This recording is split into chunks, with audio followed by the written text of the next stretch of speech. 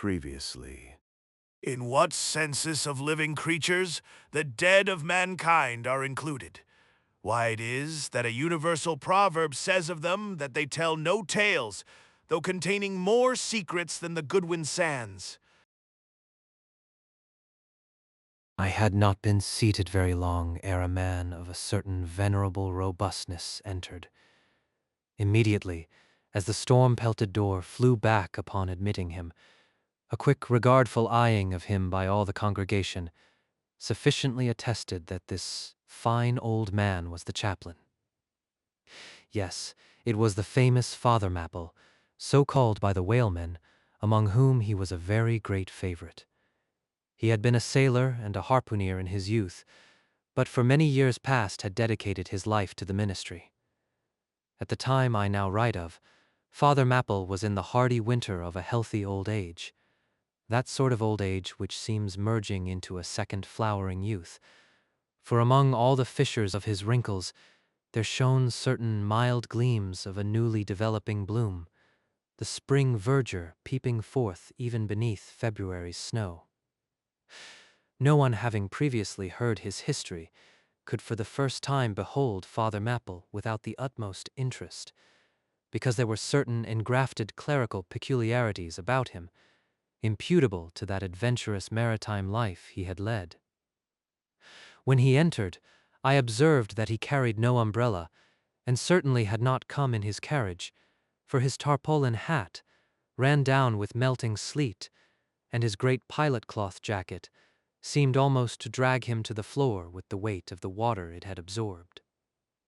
However, hat and coat and overshoes were one by one removed, and hung up in a little space in an adjacent corner, when, arrayed in a decent suit, he quietly approached the pulpit. Like most old-fashioned pulpits, it was a very lofty one, and since irregular stairs to such a height would, by its long angle with the floor, seriously contract the already small area of the chapel, the architect, it seemed, had acted upon the hint of Father Mapple, and finished the pulpit without a stairs, substituting a perpendicular side ladder, like those used in mounting a ship from a boat at sea. The wife of a whaling captain had provided the chapel with a handsome pair of red worsted man ropes for this ladder, which, being itself nicely headed and stained with a mahogany color, the whole contrivance, considering what manner of chapel it was, seemed by no means in bad taste. Halting for an instant at the foot of the ladder, and with both hands grasping the ornamental knobs of the man-ropes, Father Mapple cast a look upwards, and then with a truly sailor-like but still reverential dexterity, hand over hand, mounted the steps as if ascending the main top of his vessel. The perpendicular parts of this side ladder, as is usually the case with swinging ones, were of cloth-covered rope, only the rounds were of wood, so that at every step there was a joint. At my first glimpse of the pulpit, it had not escaped me that however convenient for a ship, these joints in the present instance seemed unnecessary, for I was not prepared to see Father Mapple, after gaining the height, slowly turn round, and stooping over the pulpit, deliberately drag up the ladder step by step, till the whole was deposited within, leaving him impregnable in his little Quebec. I pondered some time without fully comprehending the reason for this. Father Mapple enjoyed such a wide reputation for sincerity and sanctity that I could not suspect him of courting notoriety by any mere tricks of the stage. No, thought I, there must be some sober reason for this thing.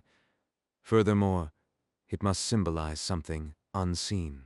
Can it be then that, by that act of physical isolation, he signifies his spiritual withdrawal for the time from all outward worldly ties and connections?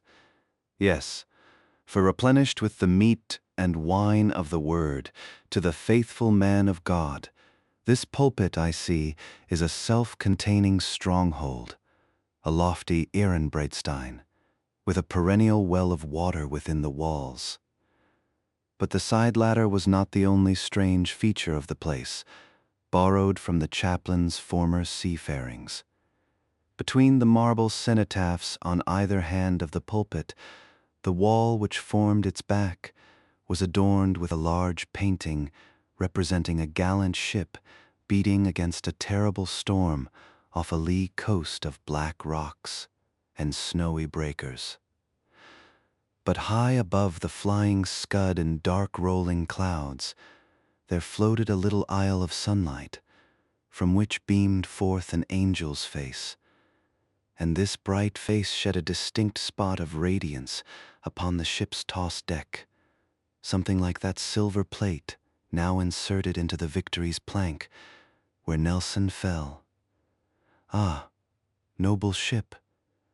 The angel seemed to say, beat on, thou noble ship, and bear a hardy helm, for lo, the sun is breaking through, the clouds are rolling off, serenest azure is at hand. Nor was the pulpit itself without a trace of the same sea taste that had achieved the ladder and the picture. Its paneled front was in the likeness of a ship's bluff bows, and the Holy Bible rested on the projecting piece of scrollwork, fashioned after a ship's fiddle-headed beak. What could be more full of meaning? For the pulpit is ever this earth's foremost part. All the rest comes in its rear. The pulpit leads the world. From thence it is the storm of God's quick wrath is first descried, and the bow must bear the earliest brunt. From thence it is the god of breezes fair or foul is first invoked for favorable winds. Yes, the world's a ship on its passage out, and not a voyage complete, and the pulpit is its prow. End of chapter. To be continued. Please like, comment, and subscribe if you don't want to miss the next chapter.